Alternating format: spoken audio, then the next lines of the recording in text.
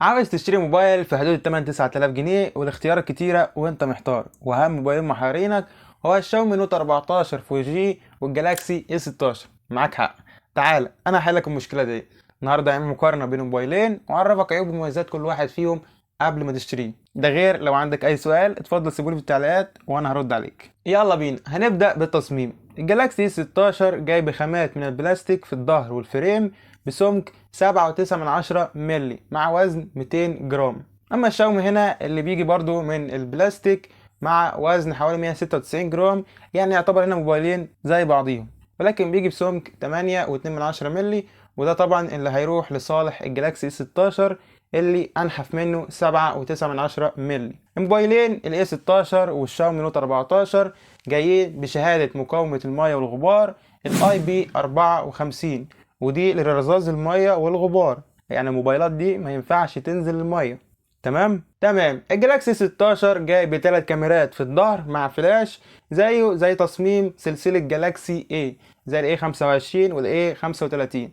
اما الشاومي نوت 14 فعندنا برضو ثلاث كاميرات في الظهر، ولكن حواليهم فريم بلون لامع عن ظهر الموبايل، وتحسه كده من بعيد ان هو ايفون في نفسه. تصميم من افضل دي نقطة ترجع ليك انت، هل انت بتحب تصميم سامسونج الهادي الراسي ولا تصميم سامسونج؟ نروح بقى للشاشة. الجالاكسي 16 بيجي بشاشة بحجم 6.7 انش من نوع سوبر امولود بدقة ال 2340 في 1080 بكسل بكثافة بكسلات 385 بكسل في الانش، داعمة لمعدل التحديث ال 90 هرتز مع 800 نتس. وعيب الشاشة هنا انها جاية بالنوتش القديم وحواف الشاشة كبيرة. ولما نروح لشاشة الشاومي اللي بتيجي بتصميم احدث، ثقب في منتصف الشاشة للكاميرا، وبتيجي هنا بحجم 6.67 بوصة من نوع اموليد بجودة ال 2400 في 1080 بكسل بكثافة بكسلات 395 بكسل في الانش، الداعمة لمعدل تحديث ال 120 هرتز واللي بتوصل لسطوع ال 1800 نتس، واللي هي فعلي حوالي 1000 او 1200. ولكن المميز كمان هنا في الشاشة انها جاية بطبقة حماية كورنينج جوريلا جلاس الجيل الخامس، ودي اللي مش موجودة اصلا في الجالاكسي 16،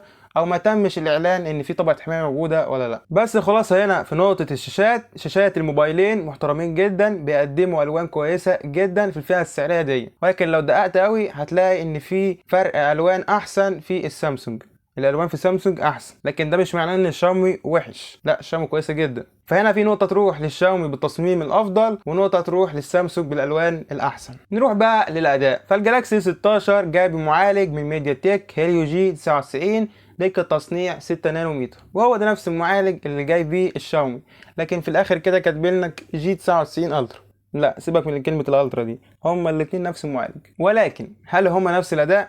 تعال اقولك. الموبايلين بيجوا باندرويد 14، السامسونج بيجي مع الوان يو اي 6.1 والشاومي هايبر او اس. الحقيقه في اختبارات الاداء بين الموبايلين بنلاقي الجالاكسي 16 بيفتح اسرع من الشاومي مع ان الاتنين نفس المعالج، ولكن السر هنا في السوفت وير شاومي مش احسن حاجه، مش مستقر كفايه، لكن عندنا سوفت وير سامسونج هنا مستقر ومليان مميزات، فبيستفاد اقصى استفاده موجوده من المعالج. عشان كده هتلاقي نوعا ما السامسونج اسرع من الشاومي. لكن هل الشاومي كده مصيبه كارثه يعني؟ لا، الشاومي برضو مازال يقدم اداء كويس في الفئه السعريه دي. نروح بقى للكاميرات، وعندنا هنا الجالاكسي 16 بيجي بكاميرا رئيسيه 50 ميجا بكسل بفتح عدسة 1.8، والكاميرا التانية 5 ميجا بكسل للالترا وايد، وكاميرا 2 ميجا بكسل للماكرو، وكاميرا سيلفي 13 ميجا بكسل، وموبايل بيصور فيديو 1080 30 فريم. ولما نروح لكاميرات الشاومي، عندنا كاميرا سيلفي 20 ميجا بكسل،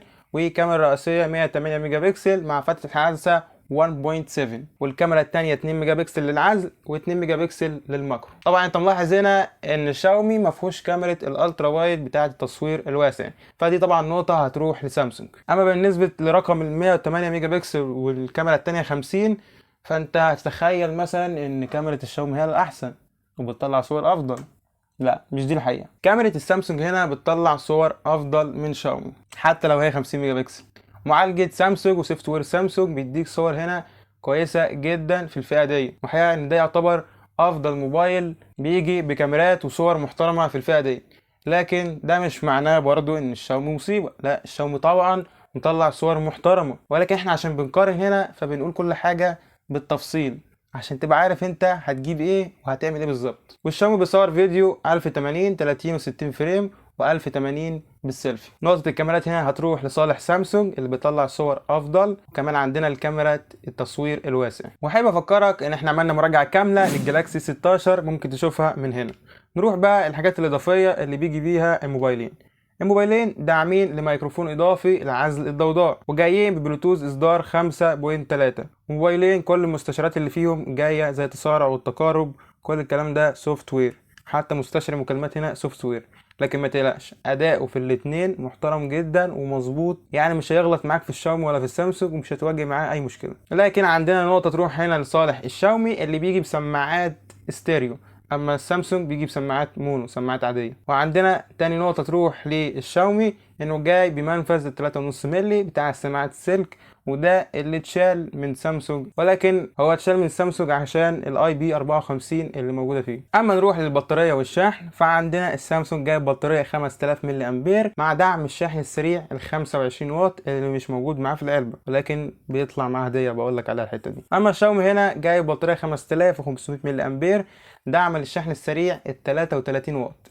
السامسونج هيشحن معاك في حوالي ساعة وربع تقريبا، ودي مدة كويسة جدا. يعني مش عايزك تحط قوي في بالك حتة ان ده 33 واط وده 25 يبقى ده احسن، لا، نصيحة مني طلع النقطة دي بره المقارنة، بس انا قلت اقول لك عليها. يعني تجربة الموبايلين، السامسونج بيأدي اداء محترم جدا في البطارية وبيكمل معاك اليوم للاخر بدون اي مشكلة. اما الشاومي بيديك نفس اداء بطارية السامسونج مع انها هي اكبر، ده مش عيب، بس انا بوضح لك ال 500 ملي امبير الزياده الموجود في الشاومي مش هيديك الفرق الواو عن سامسونج، لا تقريبا موبايلين زي بعضهم عادي يعني. وسائل الامان والحمايه هنا عندنا موبايلين داعمين للفتح عن طريق الوجه الفيس انلوك، ومستشعر البصمه جاي مدمج في الشاشه مع الشاومي وده كويس جدا. وعندنا السامسونج البصمه جايه مدمجه في زر الباور، برضو اداء محترم، مش هتواجه اي مشكله مع البصمتين. وعندنا هنا ميزة قوية جدا ان السامسونج جاي بدعم 6 سنين تحديثات اندرويد من سامسونج، وده رقم تحديثات كبير جدا. عايز اقول لك العدد ده مش بتقدمه شركات تانية في الفلاج شيب عندها، انت متخيل؟ فدي حركة حلوة قوي من سامسونج. عندنا السامسونج العلبة بتاعته فاضية مش معاها شاحن، ولكن بيطلع معاه دلوقتي شاحن هدية، فدي نقطة كويسة جدا. اما عندنا الشاومي فعلبته متكامله، معاك الشاحن، معاك الجراب، معاك السكرين. السامسونج عندنا منه نسخه 128 مع 4 جيجا رام، ودي في حدود ال 7000 جنيه، ودي ميزه انك انت تقدر تشتري موبايل هنا من اول 7000 جنيه، لكن انا مش بنصحك بكده، تطلع من اول ال 6 رام.